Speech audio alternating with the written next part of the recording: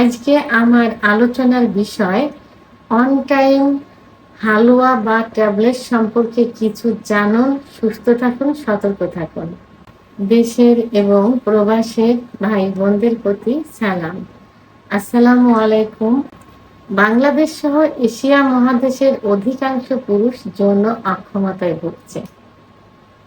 আর এই যৌন অক্ষমতায় এখন শুধু পুরুষ না, মহিলারাও কিন্তু ভুগছে। পুরুষের পাশাপাশি মহিলারাও এখন এর চিকিৎসা নিতে সতর্ক এবং চিকিৎসা নিচ্ছে। তো আজকে আমি এই পুরুষ ভাই বোনদের সম্পর্কে যে অনটাইম কিছু ওষুধ অর্থাৎ হালুয়া ট্যাবলেট আছে সে বিষয়ে আলোচনা করব। পুরুষের মতো মহিলাদেরও এখন অনটাইম ট্যাবলেট, হালুয়া, সিরাপ বের হয়েছে। আচ্ছা, এখন আমি এই অনটাইম যে ট্যাবলেট এবং হালুয়া বেরিয়েছে এগুলো সম্পর্কে আলোচনা করব। অন টাইম ট্যাবলেট শুধুমাত্র যারা যে যৌন অক্ষমতায় ভুগছে অলরেডি তারাই কিন্তু সেবন করে না। যারা যৌন অক্ষমতার চিকিৎসা নিতে আসেন অথবা যৌন অক্ষমতা তাদের দৃষ্টিতে হয়নি, কিন্তু তারাও বলে যে আমরা বিয়ের শুরুতে অথবা বিয়ের আগের থেকে পার্টনার এবং বিয়ের পরে স্ত্রীকে সুখ দেওয়ার জন্য এবং অধিক সময় সহবাসে লিপ্ত থাকার জন্য, নিজের সুখ নেওয়ার জন্য প্রায়ই ফার্মেসিতে গিয়ে ট্যাবলেট এনে খেয়ে থাকি। এবং এই ট্যাবলেট খেয়ে আমরা অনেক ভালো আছি, অর্থাৎ অনেক সময় ধরে আমরা সহবাসও করতে পারছি এবং ইচ্ছা শক্তিও থাকছে।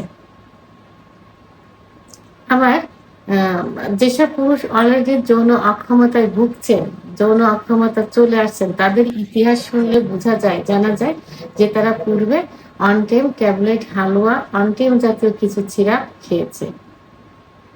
তো এখন অনটাইমের প্রথম যে পার্শ্ব প্রতিক্রিয়া, এই পার্শ্ব প্রতিক্রিয়া হলো আমার ধারণা যে একটা অনটাইম খেলে কিডনিতে ইফেক্ট করবে, অর্থাৎ কিডনি ড্যামেজ হয়ে যাবে।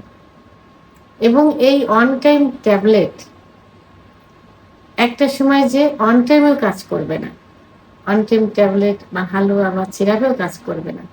এবং পরবর্তীতে যখন যৌন অক্ষমতার চিকিৎসা নিতে যাবেন, স্থায়ী চিকিৎসা, সে স্থায়ী চিকিৎসাতেও কাজ করবে না।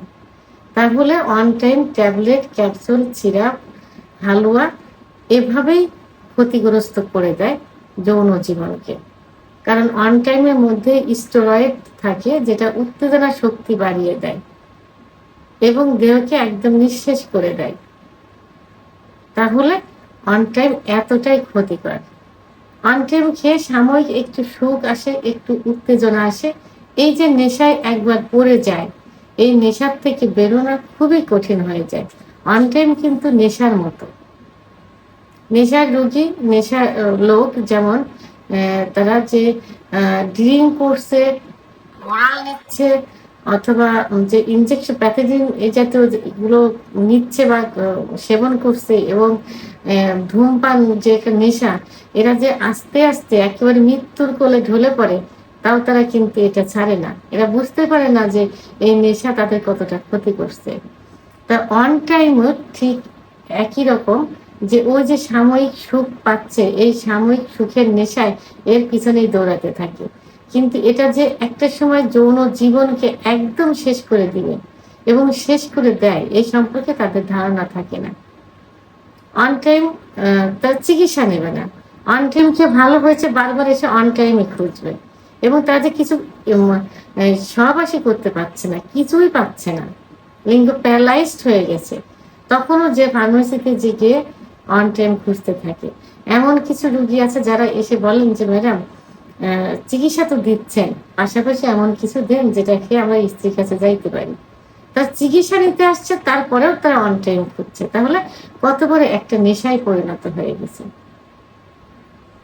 তা এটার জন্য আসলে এটার জন্য রোগীরা দায়ী, এটা সরাসরি বলা যাবে না।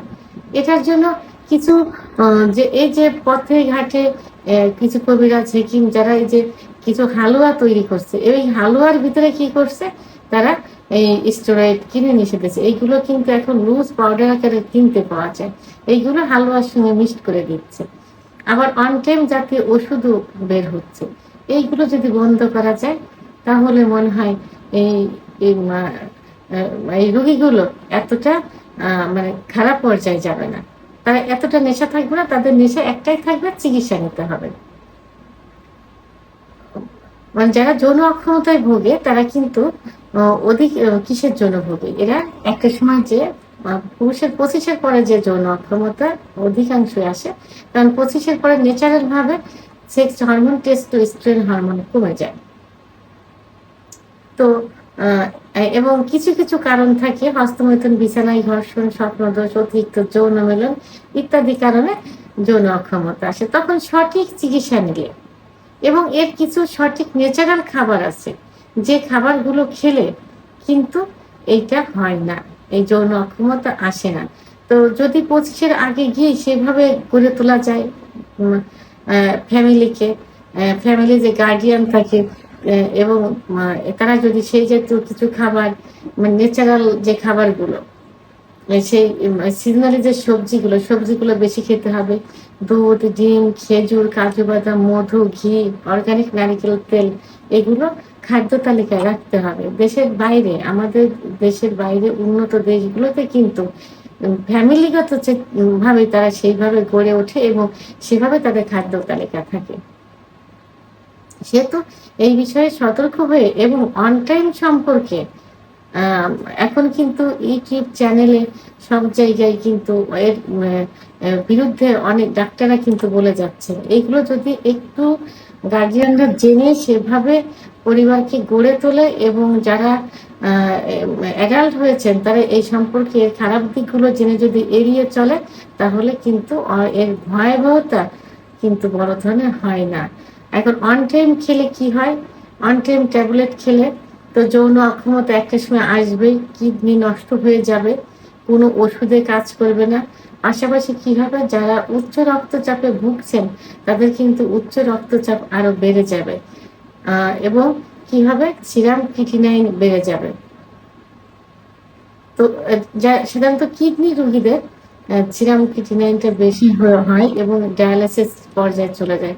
আমি অনেক পেশেন্টদের সঙ্গেও কিন্তু এমনও কথা শুনেছি বা জেনেছি যে তারা পূর্বে ডায়াবেটিস আছে, তারা অত্যাধিক পরিমাণে অন টাইম ট্যাবলেট খেয়েছে। আর এখনকার দিনে যে ক্যানভাসার গুলো যারা আছেন, যারা এই হালুয়াগুলো তৈরি করছেন এবং তারা কি করে, এবং কিছু কিছু মানে ডাক্তারও আছেন যে যারা ওষুধ লিখছে তার ভিতর অন টাইম ট্যাবলেটও লিখে দিচ্ছে। কিভাবে লিখে দিচ্ছে? 1 মাস খেতে হবে, একদিন পর পর খেতে হবে, রাত্রে ঘুমানোর 1 ঘন্টা আগে খেতে হবে। তো তারা কিন্তু ওষুধের পাশাপাশি অন টাইমও দিচ্ছেন।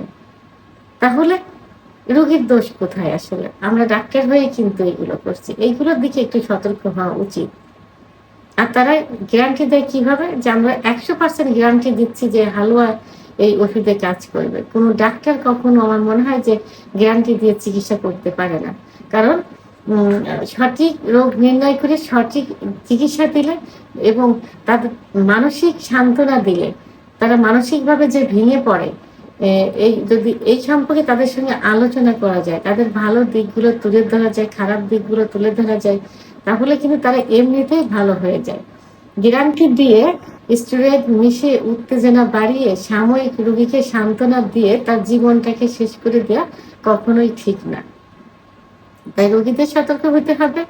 আপনারা, আমার কাছেও কিন্তু অনেক রোগী বলে থাকেন যে আপনি কি গ্যারান্টি দিচ্ছেন, 100% গ্যারান্টি দিচ্ছেন? আমি সঙ্গে সঙ্গে ফোনটা রেখে দিই।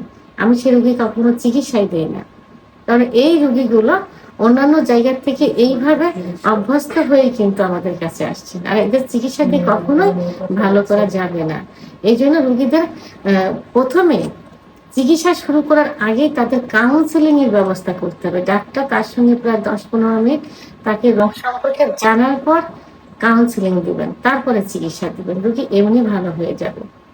তাহলে সবাইকে বলবো, যারা সুস্থ আছেন আরো রিল্যাক্সের জন্য খাচ্ছেন, যারা অসুস্থ হয়ে গেছেন, যৌন অক্ষমতা হয়ে গেছেন, তারা অন টাইম খুঁজে বেড়াচ্ছেন সাময়িক একটু সুখ পাওয়ার পর, তারা এগুলো থেকে দূরে থাকুন। কারণ আপনার জীবনটাকে একেবারে শেষ করে দেবে এই অন টাইম ট্যাবলেট, ক্যাপসুল এবং হালুয়া।